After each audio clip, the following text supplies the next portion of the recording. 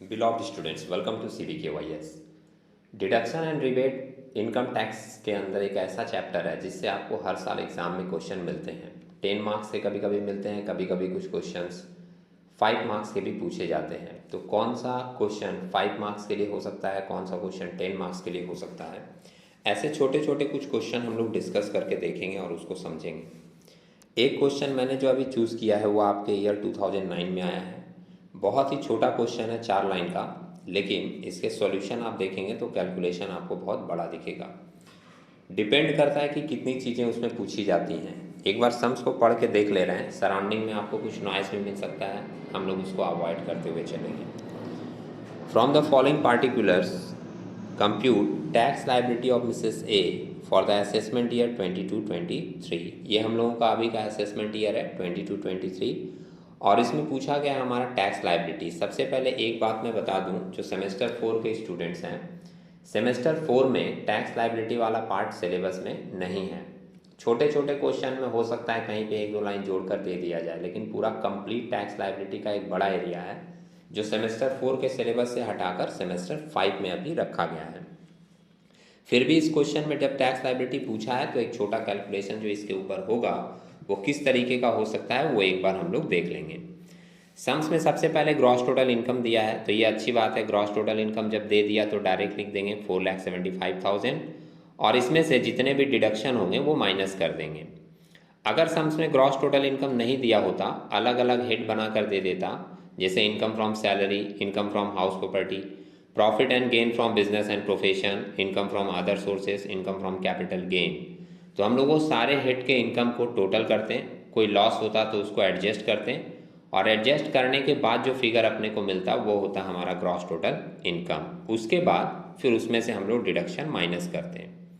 तो डिडक्शन किस सेक्शन के अंतर्गत आ रहा है वो एक बार देख लीजिए। Contribution to provident fund, contribution to provident fund की जो डिडक्शन होती है वो 80C के अंदर आती है।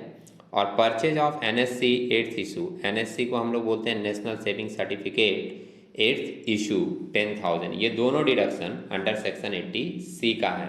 अगर आप 80C के प्रोविज़न को अच्छे से पढ़े हैं तो आपको ये चीज़ नॉलेज में मिलेगी। तो ये दोनों डिडक्शन आप सॉल्यूशन में देख रहे हो।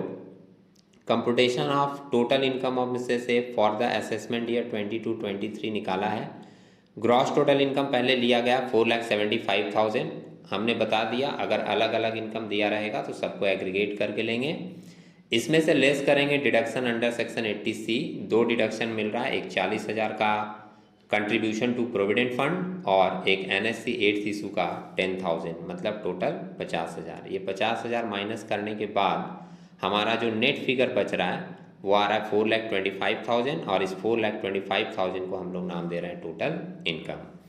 अब इस टोटल इनकम के ऊपर टैक्स लायबिलिटी किस तरीके से कैलकुलेट होगी, उसके लिए हम लोग एक स्लैब रेट फॉलो करते हैं। वो स्लैब रेट आपको ध्यान में होना चाहिए, तभी आप ये प्रोसेसिंग को फॉलो कर पाएंगे। उस स्लैब रेट के अंदर मेंशन किया गया है कि अगर किसी भी पर्सन का इनकम 2,50,000 तक होती है तो उसके ऊपर कोई टैक्स चार्ज नहीं होगा।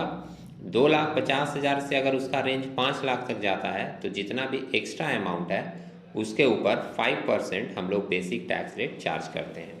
इसी रूल के बेस पर नीचे आप कैलकुलेशन देखोगे कंप्यूटेशन ऑफ टैक्स लायबिलिटी में, तो सबसे पहले लिखा है अप टू ₹2,50,000 नील, मतलब कोई भी टैक्स इस पर चार्ज नहीं होगी। और फिर 2,50,000 से 5 लाख तक 5% है, लेकिन यहाँ लिखा है 2,50,000 ₹1 से 4,25,000 तक, क्योंकि हम लोगों का इनकम ही आया था कितना, 4,25,000।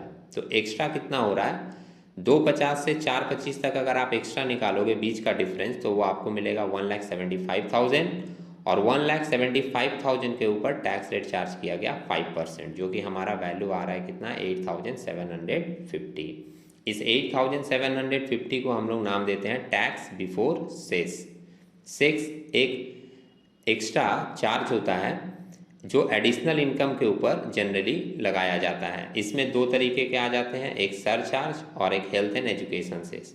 तो ये हम लोग देख लेते हैं। हेल्थ एंड एजुकेशन सेस तो कंपलसरी है, वो हर बेसिक लेवल पे भी चार्ज होगा अगर आपकी टैक्स लायबिलिटी कुछ भी निकली है तो। और सरचार्ज के कुछ एक्स्ट्रा कैलकुलेशन है, एक हायर इनकम कुछ हायर अमाउंट के ऊपर वो टैक्स चार्ज किया जाता है। तो टैक्स बिफोर सेस में से हम लोग फिर लेस करते हैं रिबेट अंडर सेक्शन 87A।